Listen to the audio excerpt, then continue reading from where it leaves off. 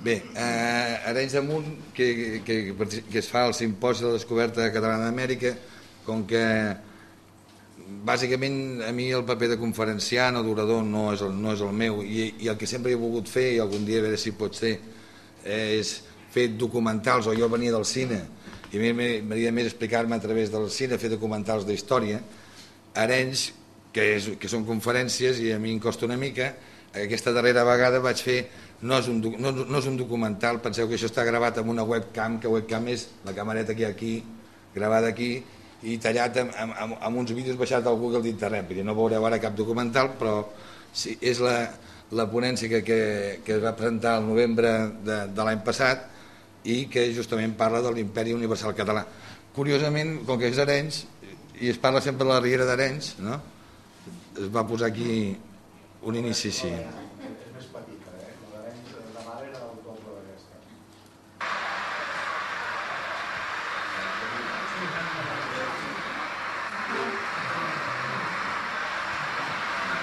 La història que ens han fet aprendre és la d'un país encara sotmès i censurat, que ha de suportar la ignomínia i el menyspreu d'una història plena de falsedats i manipulacions per esborrar la història dels antics regnes de la corona catalana i atribuir-se els seus fets, els seus autors i les seves gestes.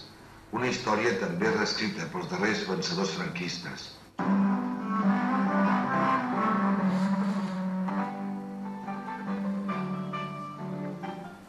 Carles s'hi titulava rei dels catalans i senyor de les Índies i arribaria a afirmar que estimo més ésser comte de Barcelona que emperador de romans.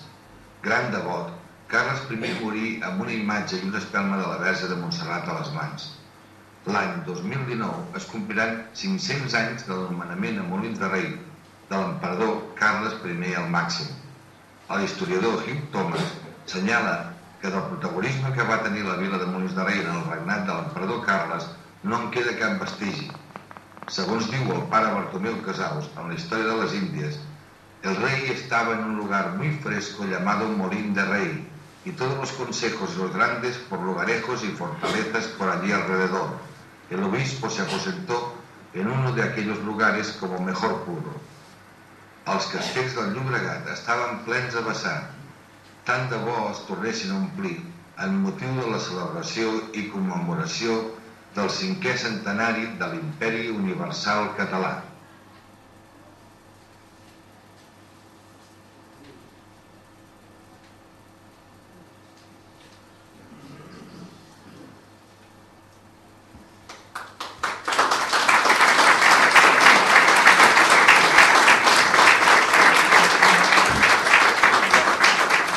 La llum... això, no. Bé, és que és veritat, no donar ni les gràcies, Quan es comença, tanta pressa, pensant que no acabaríem, no? Però és donar les gràcies a tots, però ho deixem per més endavant, que encara pateixo.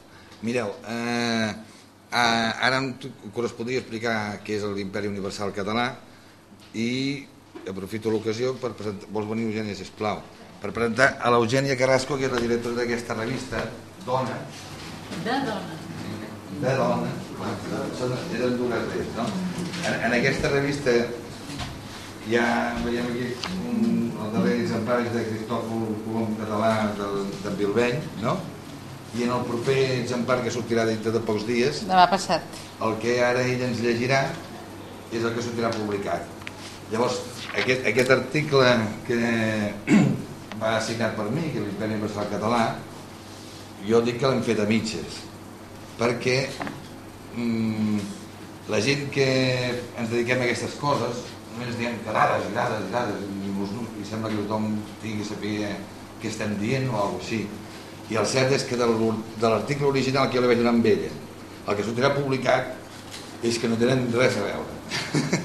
Llavors això és gràcies a que ella explica molt bé, diu això arriba a tothom i ho ha d'entendre tothom. I ella, puc dir, m'ha ajudat a intentar fer un llenguatge, sí o no? Sí, és que és el problema que teniu, ell igual, jo no he entès quasi res del que has dit tu. No cal que m'ho jugui. Seu, i agafem el micro ja. És el problema, sou savis però heu de... Aquí? On te pugui, sí, perquè és una mica estret, Sou savis però no... no arriba, jo em perdo, no. Però en general el que expliqueu és tot com a borbotones, no? És allò, bueno, no sé, és la meva impressió. No ho enteníem, noia? Bueno, què vols, que llegeixi l'article? Que el ben portes amb la revista i tot? Sí, bueno, això és la... Jo no l'he vist, no? No, és que això no és la revista, és el... Sí, però és la maqueta ja. Sí. No has posat enlloc la foto? Jo es poso aquí de mig.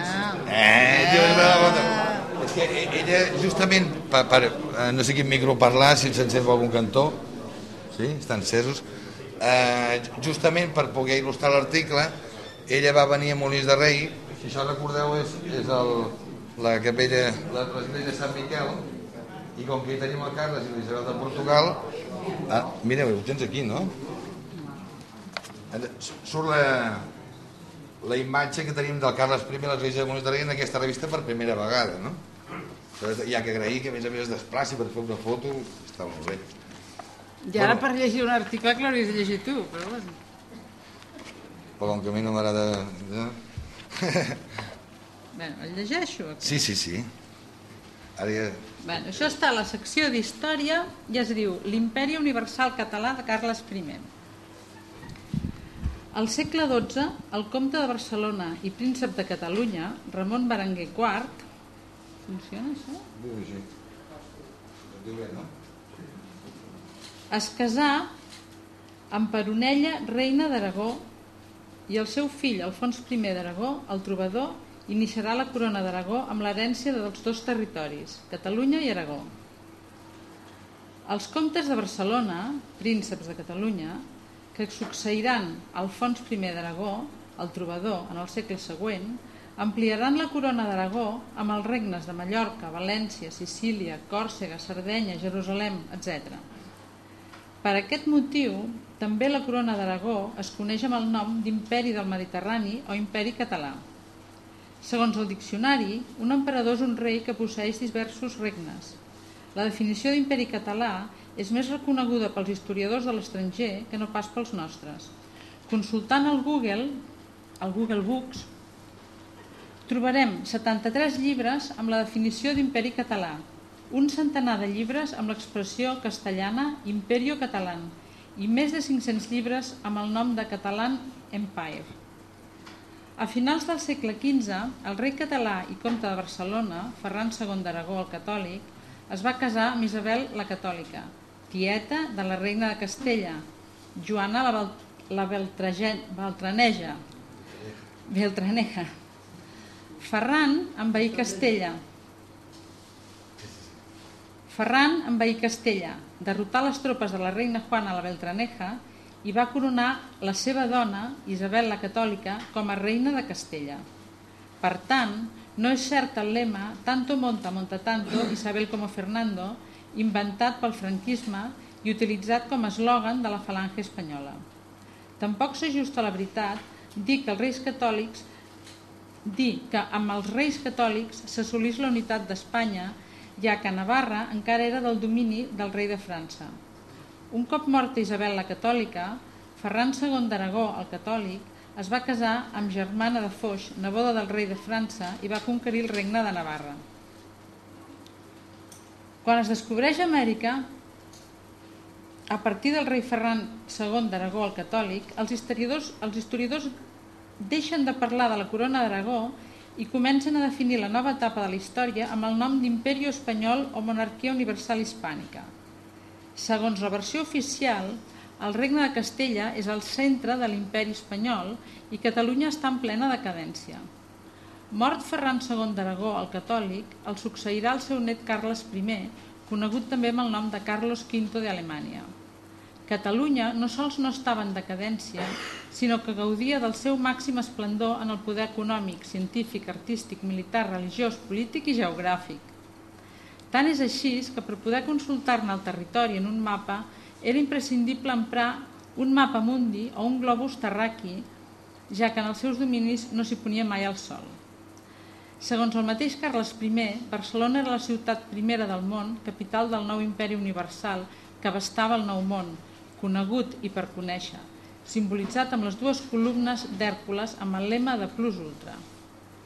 Un nou i gran imperi que sumaria el vell Sacre Imperi Romà Germànic, simbolitzat per l'àguila imperial de 2 caps.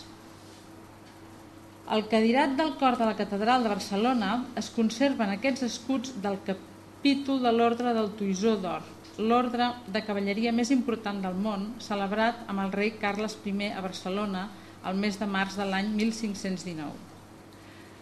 Carles I va ser proclamat emperador de l'Imperi Romà el 30 de novembre de l'any 1519 a Molins de Rei.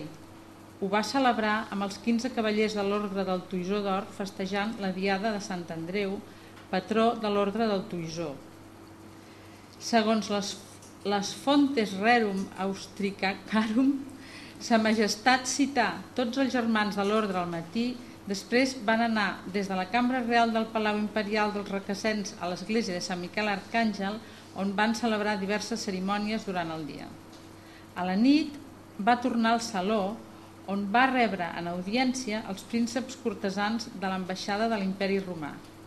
L'acte més important va ser el lliurament al rei del decret, així s'anomena l'elecció votada d'un rei de Roma, verdader emperador. En les actes de l'elecció de Carles I, que no trobem escrites ni en català ni en castellà i sí, en canvi, existeixen en les fonts suïsses i austríaques, hi ha els discursos que van fer davant de Carles I els prínceps electors alemanys en proclamar-lo emperador del Sacre Imperi Romà Germànic i la contestació del conseller de l'emperador Mercuri de Gatinada. Tots dos documents en llatí són datats a Molins de Rei el 30 de novembre de 1519. El Màxim, Dominus Mundi, emperador del món o imperi universal, són algunes de les definicions que proclamaven els consellers de l'emperador. Per diferenciar l'etapa de la corona d'Aragó o imperi català, que va del segle XIII al XV, de la nova etapa del gran imperi universal, sembla que el més correcte seria definir-lo com a imperi universal català.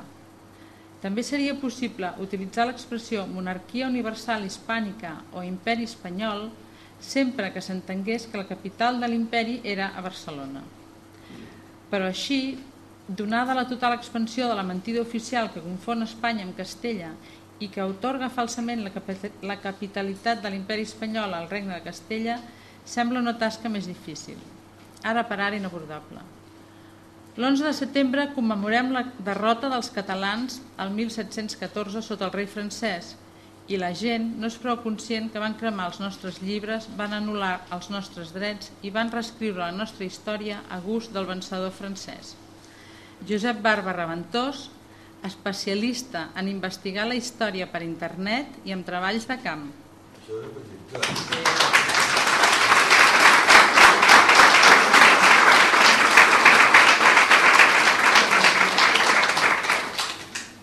No em pregunteu res perquè no hi entenc res. Molt bé, ho has fet molt bé. I segons s'ha compromès quan passada la... No, això és el primer de juny. Pot ser que la propera sessió ja tinguem la revista aquesta? Sí, el dimarts tinc la revista. Doncs, abans de tancar la propera que farem sobre el pare Bartomeu Casas, podrem regalar aquesta revista, no? Sí. Que sí? Doncs vingueu aquí, ens la regalarà. Doncs moltes gràcies.